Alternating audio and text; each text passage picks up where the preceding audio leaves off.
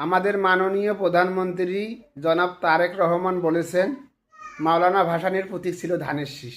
1979 সালে নির্বাচনের সময় আসলো, সেই সময় মাওলানা ভাসানী শহীদ রাষ্ট্রপতি জিয়াউর রহমানকে বললেন, তোমার হাতে আমি ধানের শীষ তুলে দিলাম।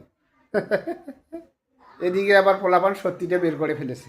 মাওলানা ভাসানী 1976 সালের 17 নভেম্বর 96 বছর বয়সে ইন্তেকাল করেছেন। আমি মাননীয় প্রধানমন্ত্রীকে বলতে চাই, আপনার একটা সম্মান আছে, আপনার মার একটা সম্মান আছে, আপনার বাপের তো অনেক সম্মান, সেই সম্মানগুলো একটু ধৈর্য রাখেন। মাননীয় প্রধানমন্ত্রী, এটা 2000 সাল না, এটা 2026 সাল। 6-9 ইনিয়ে বিনিয়ে যা কিছুই বলবেন পোলাপান সব বের করে ফেলবে।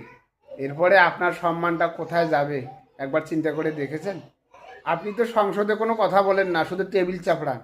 যখন মানুষ বলা শুরু করে দিল আপনি বাক প্রতিবন্ধী, তখন আপনি নিজেকে জাহির করার জন্য একটা কথা বলে ফেললেন, তাও আবার মিথ্যা। এখন যদি পোলাপান বলা শুরু করে আমাদের প্রধানমন্ত্রী মিথ্যাবাদী, তখন কেমনটা হবে? যাই হোক, আমি কিন্তু আপনাকে ট্রোল করছি না, আপনাকে সচেতন হওয়ার আহ্বান করছি। এইসব বলে আবার লাভ কি? এখন তো সবাই মিথ্যার ওপর টিকে আছে। যে যত মিথ্যা কথা বলতে পারবে সে তত বড় রাজনীতিবিদ। ওই পবিত্র সংসদটা এখন মিথ্যা কথা বলে অপবিত্র করে ফেলা হচ্ছে। এখানে আসলে আপনার কোনো দোষ নাই, সব আমাদের জনগণের কপালের দোষ। বিগত স্বৈরাচার যেভাবে মিথ্যা বলেছেন, আপনার দলেও সেভাবে মিথ্যা বলেই যাচ্ছে। কিন্তু এ দেশের জনগণ যে চোখে আঙ্গুল দিয়ে মিথ্যাটা দেখাই দিচ্ছে, তারপরেও আপনাদের অনুশোচনা হয় না। যাই হোক, এখানে আমার বেশি কথা বললে আমার দোষ।